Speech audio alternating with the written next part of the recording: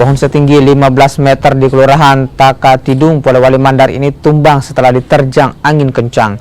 Pohon tumbang menimpa 3 rumah. 1 rumah alami kerusakan berat di bagian dapur. Menurut warga, saat kejadian angin berhembus kencang dan berlangsung sekitar 1 jam. Pohon ini pun tumbang lantaran usianya yang sudah tua dan juga rapuh. Warga yang rumahnya rusak kini berupaya melakukan perbaikan. 3 rumah itu ada yang berkategori rusak berat, bagian dapur, ada rusak ringan dan ada rusak yang 2 ringan. Semuanya di bagian dapur rumah tersebut mengalami kerusakan. Pada saat kejadian ini pemilik rumah lagi di mana, Pak?